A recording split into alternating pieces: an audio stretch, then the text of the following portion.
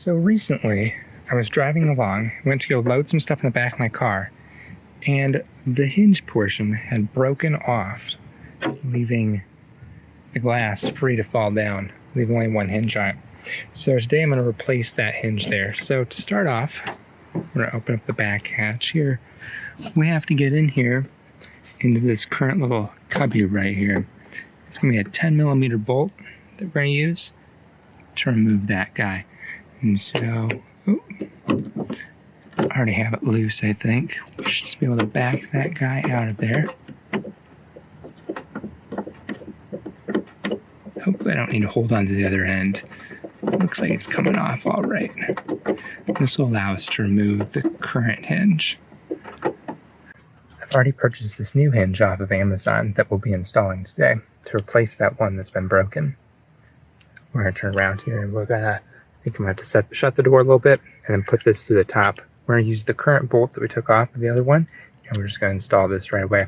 So reaching around the outside of the car, it looks like I can still reach in and get this guy set in place. So I'm going to do that there. We got that guy set on there. And then I'm just going to lightly thread this on here. I think I'm going to leave it a little loose. That way, in case we need some wiggle room putting the other portion on, we still have that. I can't tell if it's going or not. Looks like it's going on kind of difficult. Backside keeps shifting around. I'm going to hold it from the backside while I put this on. I had lifted the glass.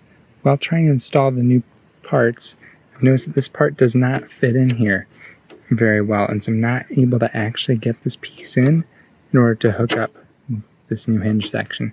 So I'm going to close this door, and I'm going to try to find something other than this piece. I've already purchased some rubber washers somewhere, and I think I'm going to use them instead in order to hold this on here, because this piece does not fit in here.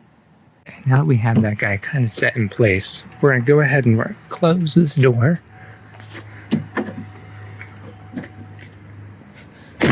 Oof. I need to take this guy off here, which is a 4mm bolt. I guess it's going to screw off itself when I go to put it on from the inside. We want to get these portions to line up here, so it looks like currently we're not lining up with that, so I'm going to pry the glass up slightly to get that to set into place. I'll tighten up this last section. This is a 4mm size. I'm kind of just going with like the short end of the side because I don't want to over torque this, right? Like we don't want to break it through the glass. I mean, we got the rubber washer and we have that other insulation piece that went inside of here. That was a part of that kit all in this screw assembly. But we really don't, we just need it to be watertight, right? Hold the glass. I think we've got it pretty much as tight as we're going to get it there. Okay, so now we're just kind of tightening up this last guy here. Now, I'm sure there's supposed to be a torque spec for this, but I don't really check torque specs. So tightening it down, we broke the stud off that goes into the car. So it's a good thing this package came with two of these, because we're going to have to try and do this all over again. But at least this time we know we're going to put it on the glass first and then onto the car.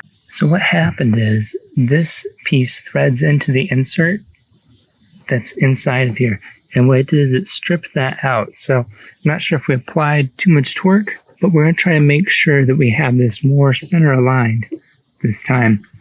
And I think we'll tighten it less, despite the fact that I think it should withstand more.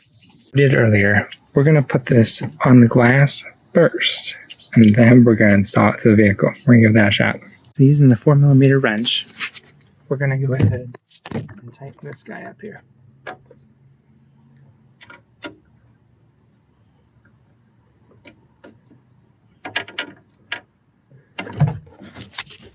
Okay, we now have the glass secured. So we can now see that there's no gap between the glass and the bracket like we had before. Now we're going to go ahead and put this piece onto there.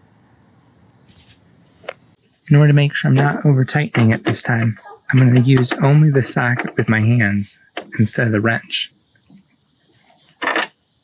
So that feels pretty tight there. We're also going to retighten this one, but the failure on the previous one looks like this one had also stripped out. So we're going to be very careful using just right up close to that, so we aren't getting too much leverage on that piece. So that looks like it's sealed down pretty well. That rubber washer I put in. Oh shit. Am I supposed to be on there? I mean, technically I think that piece would be fine without it. Oh, maybe not. Looks like we're kind of loose here. Oh shoot. Okay, so I think we're gonna have to take this back apart because this piece fell off. It was supposed to be, between there, right? Like we can see light now. Do not use duct tape. Like I've already peeled it off and it's left this intense residue. And then it got all over my hands and almost got it on my shirt. So 10 out of 10 recommend not using duct tape. Get it off there, we're gonna use some Goo Gone. I'll do that right after this. There's no gap there. No gap there. I did get all this off with the Goo Gone.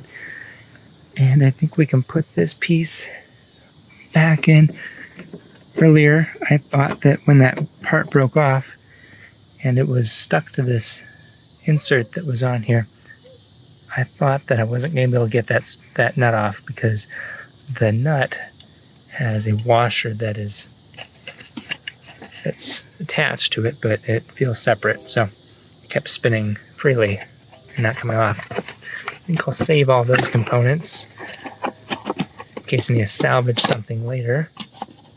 Other than that, I think we're all done here. We just take our garbage inside and call it a day. Well, I guess we'll see if it works, right? Could always break it again.